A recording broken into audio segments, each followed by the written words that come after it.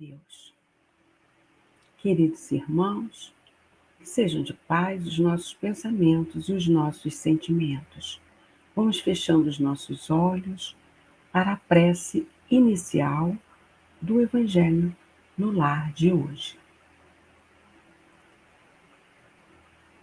Graças a Deus, Senhor Jesus, Senhor da vida, nós vos agradecemos esta oportunidade de estudo e aprendizado através da leitura das preciosas comunicações trazidas por vós e pela espiritualidade amiga no Evangelho segundo o Espiritismo.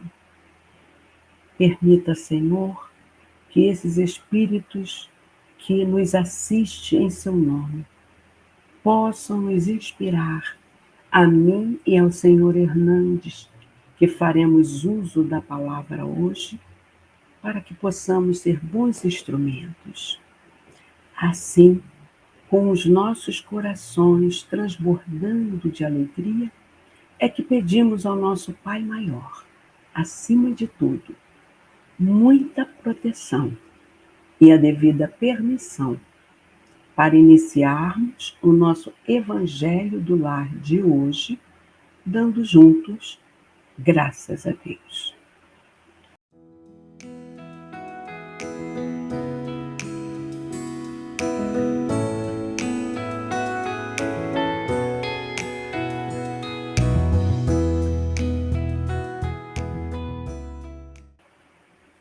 Olá, queridos irmãos que estão nos assistindo em tempo real e aos que acessarão em outra oportunidade. Nós, do Grupo Espírita Paulo de Tarso, do Rio de Janeiro, temos imensa gratidão pela oportunidade de realização do Evangelho no Lar, na companhia de vocês, uma vez que entendemos que quem cultua o Evangelho em casa faz da própria casa um templo de Jesus. Hoje, nós daremos continuidade ao precioso capítulo 5, Bem-aventurados os aflitos, no subtítulo Provas voluntárias, o verdadeiro cilício, estudando inicialmente o item 28. Vamos à leitura. Um homem está agonizante, vítima de cruéis sofrimentos. Sabe-se que seu estado é desesperador. É permitido lhe poupar alguns instantes de angústia, apressando-lhe o fim? A espiritualidade responde: quem, pois, vos daria o direito de pré-julgar os desígnios de Deus? Não pode ele conduzir um homem à borda do fosso para daí o retirar, a fim de fazê-lo retomar a si mesmo e de conduzi-lo a outros pensamentos? Em qualquer extremo que esteja um moribundo, ninguém pode dizer com certeza que sua última hora chegou. A ciência jamais se enganou em suas previsões? Então, eles respondem, né? Sei muito bem que há casos aos quais se pode considerar com razão como desesperadores, mas se não há nenhuma esperança fundada de um retorno definitivo à vida e à saúde, não existem inumeráveis exemplos em que, no momento de dar o último suspiro, o doente se reanima e recobra suas faculdades por alguns instantes? Pois bem, essa hora de graça que lhe é concedida pode ser para ele da maior importância, porque ignorais as reflexões que poderia fazer seu espírito nas convulsões da agonia e quantos tormentos pode lhe poupar um relâmpago de arrependimento. Meus irmãos, nós temos um exemplo de um médico que houvera se desviado e fazia abortos, né? Ganhando dinheiro com isso. E ele passou por uma situação de. Ele foi considerado até morto, né? E nesse momento em que o perispírito dele desprendeu-se do corpo, ele teve consciência que a vida continuava, não é? Então ele, quando voltou, a experiência é quase morte, né? Quando ele voltou, por misericórdia de Deus, ele mudou totalmente. Ele arrependeu-se do que ele fazia. E ele passou a ser aquele que defendia a prática do não aborto, entendeu? Ele passou a difundir isso. Essa experiência dele, que ele quase morreu, fez com que ele despertasse, se arrependesse e retomasse ao caminho do meio, não é? Nós temos que entender que somente Deus tem o direito de dispor da vida de suas criaturas. Então, por pior que esteja, não é, a criatura, a gente não tem o direito de praticar a eutanásia dela.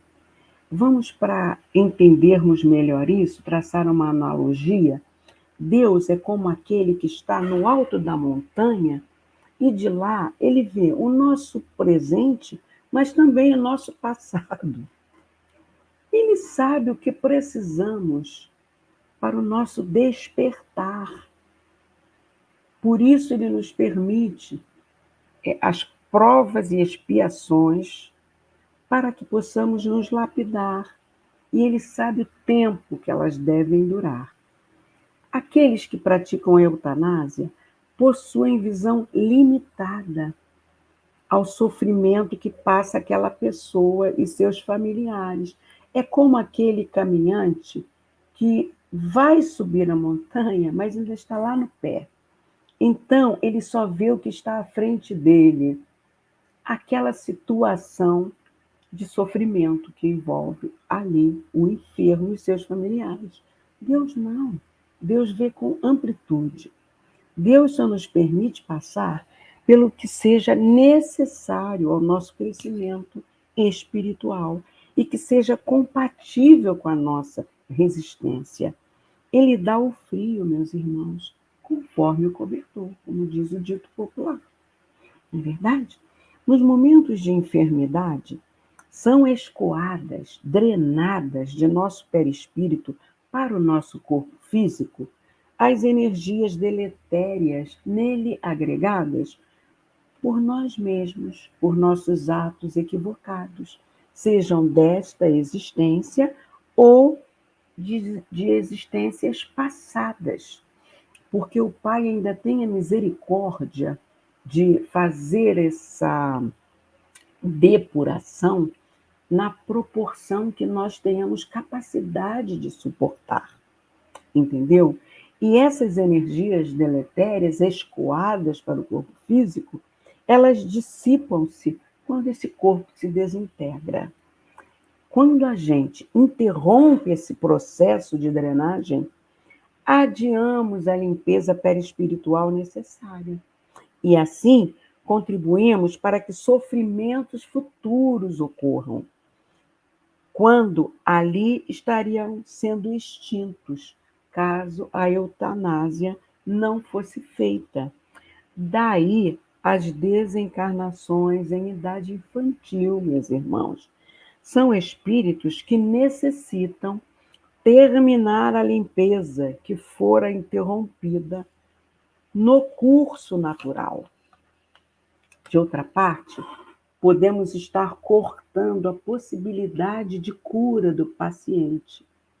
A ciência pode amanhã descobrir a cura do que hoje é incurável.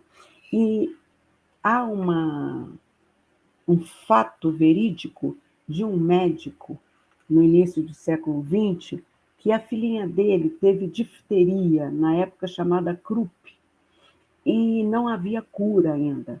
Ele conversou com colegas de profissão acerca da enfermidade da filha e, não suportando de ver o sofrimento da menina, ele fez a eutanásia na filhinha, pensando que estaria poupando. Bom, poucos dias depois, ele recebe uma carta de um cientista amigo seu que morava distante. Lembremos que no início do século XX não tinha internet, não tinha nada rápido, né?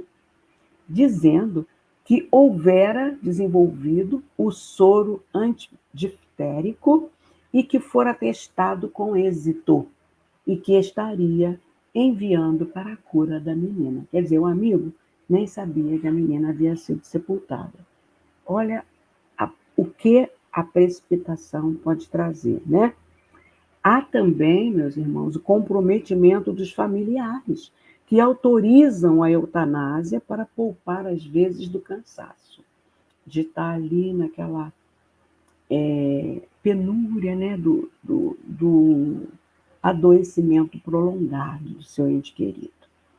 Outro ponto ainda é que, preso ao leito, em suas reflexões, o indivíduo pode arrepender-se de atos que tenha praticado e ter a oportunidade de pedir perdão.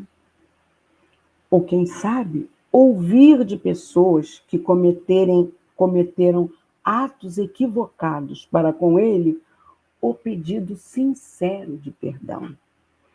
A doutrina espírita, ela nos esclarece que nascemos e convivemos no lugar e com as pessoas certas, por misericórdia de Deus, para apararmos arestas e burilarmos nosso espírito imortal. Então, deixemos que o tempo de Deus atue. Ele é que sabe até que ponto é necessário para que haja esses resgates, né, meus irmãos? Vamos terminar aqui a leitura desse item. O materialista, que não vê senão o corpo e não tem nenhuma conta da alma, não pode compreender essas coisas. Mas o espírita, que sabe o que se passa além do túmulo, conhece o valor do último pensamento. Conhece, né, o valor do último pensamento. Abrandai os últimos sofrimentos, quanto esteja em vós, mas guardai-vos de abreviar a vida, não fosse senão de 1 minuto, porque esse minuto pode poupar muitas lágrimas no futuro. São Luís, Paris, 1860, não é? Então, a gente aqui pode exemplificar ainda que, dentre os lindos casos do Chico Xavier, há um relato que ele comparecia sempre a uma humilde casa à beira da estrada para ajudar a uma mãezinha que estava doente já, mãe de um jovem todo deformado fisicamente e com idiotia, né, meus irmãos, problemas mentais. Aquela mãezinha, né, tinha uma luta muito grande. Chico ajudava na higiene pessoal do rapaz e do ambiente, além de levar-lhes a consolação, né, do Evangelho. Certa vez, um médico perguntou assim para o Chico: olha, não seria melhor, neste caso, a eutanásia? Aí Chico respondeu para ele: este irmão foi muito poderoso em outra vida. Matou e torturou muitas pessoas. Alguns o perdoaram, outros não. E esses que não perdoaram, assim que ele desencarnou, o pegaram e o maltrataram incessantemente. Essa forma que veio a reencarnar foi a providência divina em ação, para que ele não fosse reconhecido pelos algozes. Deus age valendo-se do tempo. Quanto mais este irmão permanecer encarnado, mais tempo terão seus algozes de perdoá-lo ou de reencarnar. Assim, se libertá-lo através da eutanásia, ao invés de ajudá-lo, estaria entregando-o de volta aos seus algozes.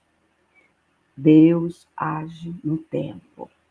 Vamos ver agora o que André Luiz, nos fala no livro Vivendo o Evangelho, mais uma vez, de Antônio Badu e Filho, não é? Volume 1, é a lição 74, tá? Desse livro. O romeiro faz longo trajeto, cobre-se de ferimentos, mas você não lhe corta os pés, anima-o a continuar no caminho. O viajante sente-se mal no navio, passa por todo tipo de incômodo, mas você não o atira ao mar, auxilia-o a prosseguir a jornada. O atleta esfalfa-se na maratona, tem dificuldades na respiração, mas você não lhe tapa o fôlego. Ajuda-o a resolver o problema. O réu cumpre a pena rigorosa, sofre o constrangimento da prisão, mas você não recomenda a fuga. Ampara-o no resgate dos erros. O lavrador caleja as mãos, padece sob o sol e a chuva, mas você não o desanima. Estimula-o a esperar a colheita. O corpo agonizante é a travessia para a dimensão espiritual. Alivie com o recurso possível o desconforto do irmão que se despede da romagem terrestre, mas não alegue compaixão para lhe abreviar a vida, pois quem age assim desconhece a misericórdia de Deus, recua diante da aflição alheia e, mais do que amor ao próximo, o que tem é amor a si mesmo. Por isso o mestre dizia: vigiai e orai sempre. Agora eu passo a palavra para o nosso irmãozinho, senhor Hernandes, para que ele possa trazer para a gente o item 29. Uma vez mais, aqui estamos para esse diálogo, uma conversa proveitosa, e saibam os senhores que nós estamos falando, somos aqueles que estão mais predispostos a aprender. Não estamos ensinando, não. Estudamos, estamos reaprendendo em falar, usar a palavra. Então, vou pedir aqui a dona Norma, uma vez mais, para ler esse capítulo 5, item 29. Item 29. Mas não tenho medo dele, não, hein? Ele não traz alegria, não, mas traz um realismo duro. Vamos a ele. Aquele que está desgostoso da vida, mas não quer suicidar-se, é culpável em procurar a morte sobre um campo de batalha com o pensamento de tornar sua morte útil? Responde a espiritualidade. São Luís responde: que o homem se mate ou se faça matar, o objetivo é sempre de abreviar a sua vida e, por conseguinte, há suicídio de intenção, se não de fato. O pensamento de que sua morte servirá para alguma coisa é ilusório. Não é senão um pretexto para colorir sua ação e o desculpar aos seus próprios olhos. Se ele tinha seriamente o desejo de servir seu país, procuraria viver, defendendo-o em tudo, e não morrer, porque uma vez morto, não lhe serve mais para nada. O verdadeiro devotamento consiste em não temer a morte quando se trata de ser útil, em enfrentar o perigo, a fazer por antecipação e sem pesar o sacrifício de sua vida. Se isso é necessário, se isso é necessário, mas a intenção premeditada de procurar a morte, expondo-se a um perigo, mesmo para prestar serviço, anula o mérito da ação.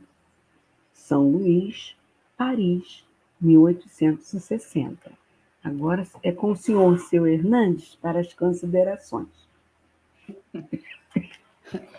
Este texto é necessário, é útil, mas não é de nada, em nenhuma forma agradável. Começa a falar o que está em desgosto da vida, desgostoso. Ora, o que é estar desgostoso da vida? A vida tão bonita, tão útil, tão brilhante, ocupando-nos na vida, ela nos conduz ao paraíso. Não são palavras, não. A vida, a vicissitude da vida, a vivência com pessoas e lugares, nos traz uma felicidade imensa. Abreviar isso com a morte, tem gente que tem tanto medo da morte que até a própria ele não pronuncia a palavra. Vamos ter a morte sem medo. Ela é necessária? É. Qual a grande utilidade da morte? É o renascer mais evoluído, numa situação melhor do que a atual. Nesse aspecto, só tem um jeito de melhorar, é com a morte. Portanto, vamos examinar aqui a vida e a morte,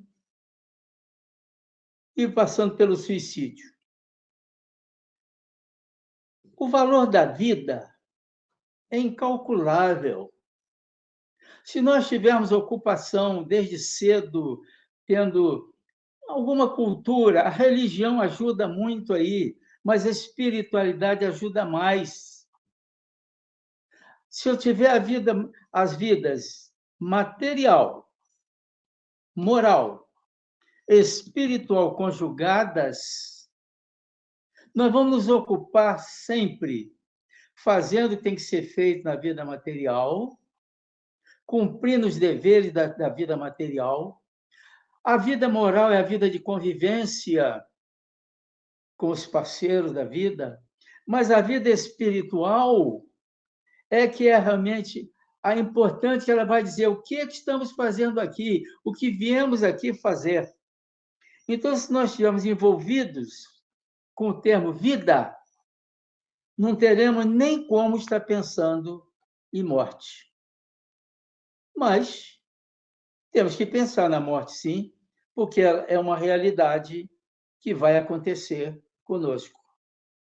Basta estar vivo para saber que tem que morrer. Aí fala em suicídio. Suicídio é a pior coisa que possa acontecer na vida da gente.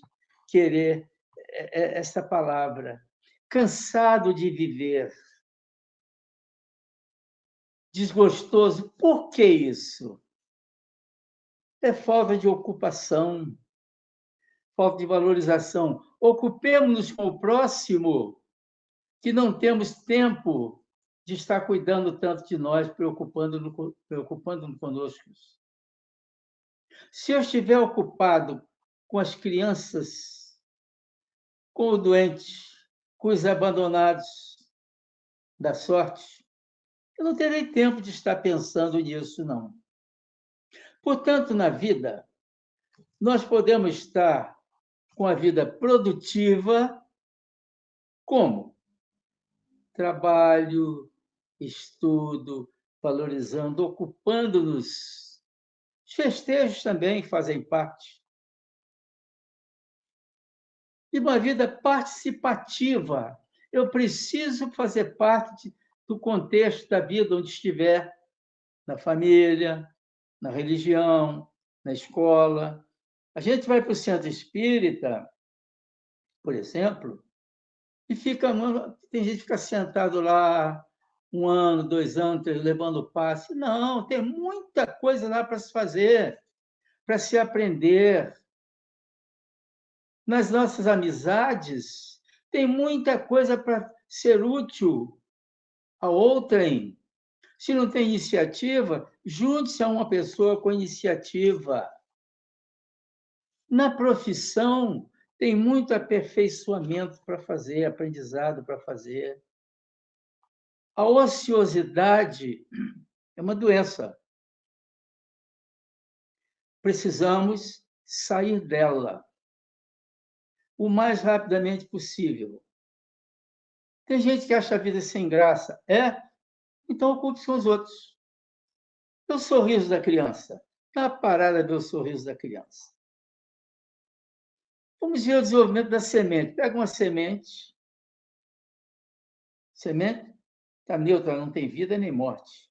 Mas ela por dentro tem uma vida, vai vivificar, vai recomeçar uma planta nova. Isso é a semente. O ser humano é a mesma coisa, ele vai morrer, sim, mas vai recomeçar. Aquelas 2 sementinhas que tem no útero feminino, juntando com a sementinha do masculino, ali é a vida, é o início da vida humana.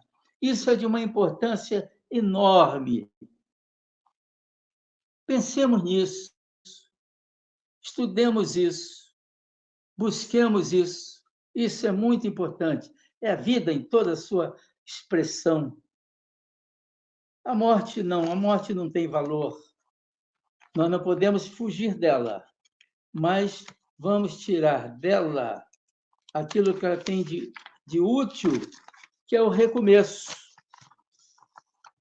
Através dela, vamos renascer. Cansado da vida? Insisto. Não. A vida é muito rica. Mas para o jovem, para o velho, para todo mundo. Nas várias idades que nós tivermos, nós temos as ocupações compatíveis com a criança, com a juventude, com a vida adulta, com a velhice. Eu já cheguei lá. Então, aí nós temos a ocupação. Quem tiver ocupação, pensa nos outros, pensa na vida, na produtividade. Não vai pensar em morte, coisa desnecessária, não.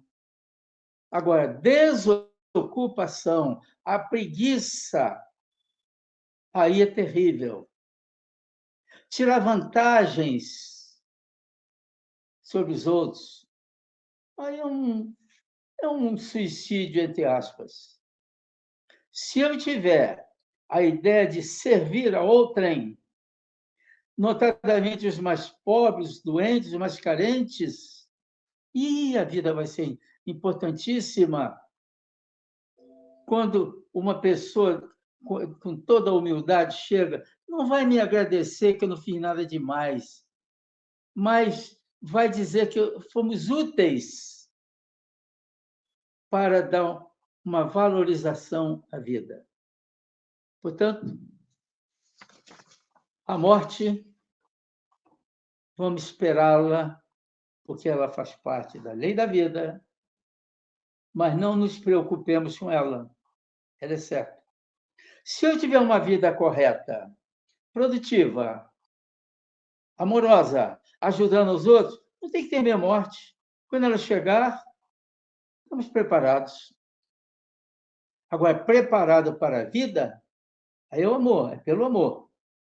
E se amor te fala, mas sente, disponibiliza, tenta ficar no lugar de outrem. Pessoa doente, a pessoa carente, a pessoa com fome. Tentemos nos colocar no lugar dessa pessoa. A gente aí vai sentir na pele. E outra coisa importantíssima, Deus. A palavra Deus e eu se conjugam. Eu é o, no meio de DS. Eu e Deus somos um só. O idioma ajuda, o idioma português ajuda. Então, se eu estiver com a ideia de Deus vinculante em mim, estarei ocupado, estarei amando, estarei gostando da vida e de outrem. Se eu estou ocupado com outrem, automaticamente outros estarão ocupando-se de mim. Aí a vida é rica, enriquecedora. Agora, se eu me isolar, se eu abandonar, se eu viver no ego, aí isso é o caminho da morte. É um morto-vivo. Portanto, sintetizando, vida, material, moral, espiritual se conjugam, alimentam nosso corpo, nossa alma, espírito.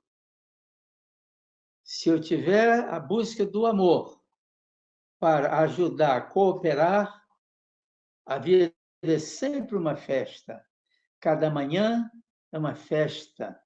Cada noite que encerra, também preparemos-nos para o amanhã. Quer dizer, de hoje para trás nós sabemos, de hoje para frente nós não sabemos de nada. Apenas nos preparemos.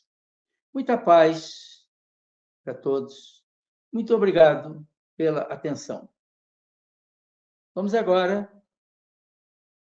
aqui nesse finalzinho, que nos cabe aqui duas coisinhas para fazermos, que é a magnetização da água e a prece final.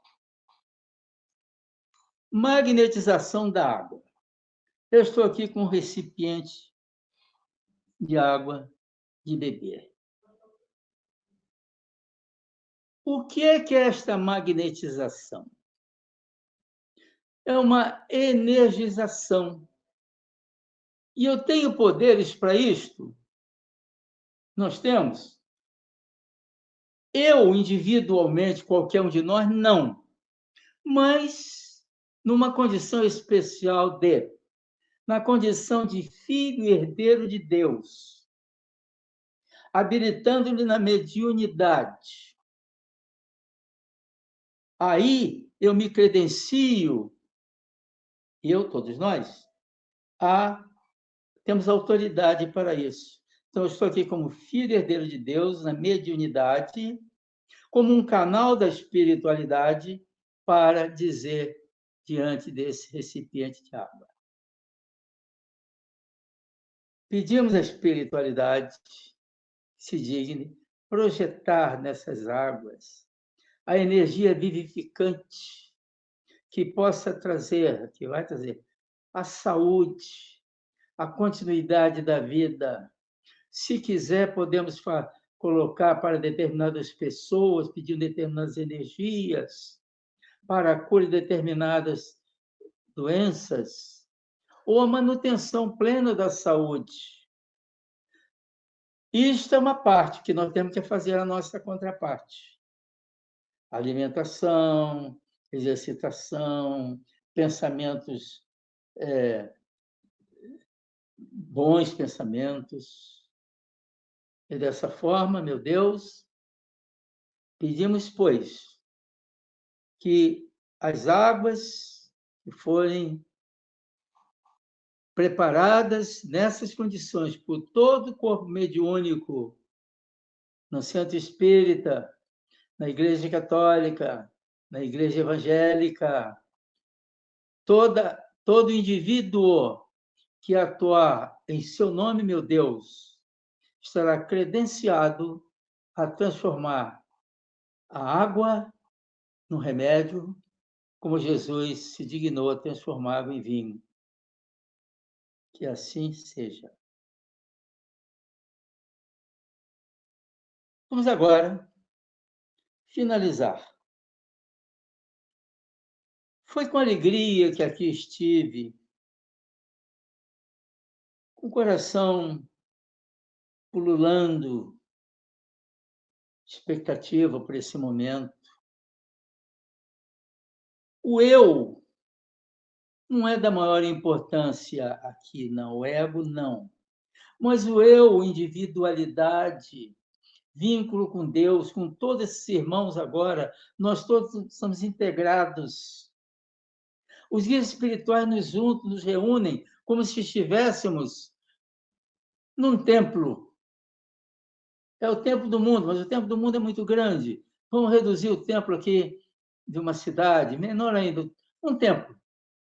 Sintamo-nos unidos e reunidos num templo,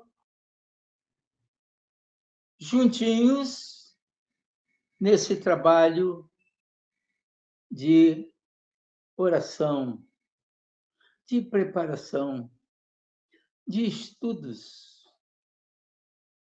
E assim juntos pedimos a Deus que nos abençoe.